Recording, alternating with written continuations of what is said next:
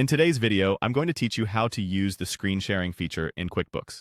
If you've ever needed some extra help while working in QuickBooks, or just want to share your screen with a support representative, this guide is for you.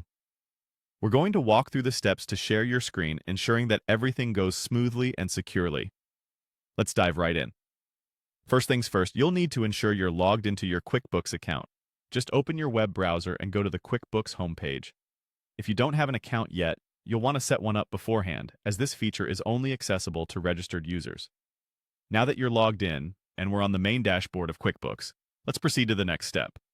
Look around the homepage and find the settings icon. This usually looks like a small gear in the upper right-hand corner of your screen. Clicking on the settings icon will open up a menu of options that allow you to customize your QuickBooks experience and access various features. In this case, we're going to locate and click on the Share Screen option. This feature is designed to assist you when you need to share your QuickBooks screen with a customer support representative for troubleshooting or guidance.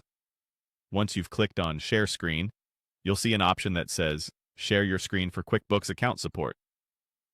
Clicking this will initiate the screen sharing process. Keep in mind that this option is specifically for getting support with your QuickBooks account. So, whether you're dealing with a technical issue or need help navigating through the software, this is the feature that you'll want to use. Now, before you fully engage in screen sharing, there's an important aspect you should consider: permissions.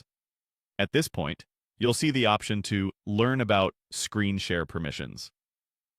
It's important to click here and review the permissions because this will give you a detailed understanding of what screen sharing entails, the type of information that will be visible, and what level of control the support representative will have. Understanding these permissions ensures that you're comfortable and informed before proceeding with the screen sharing session.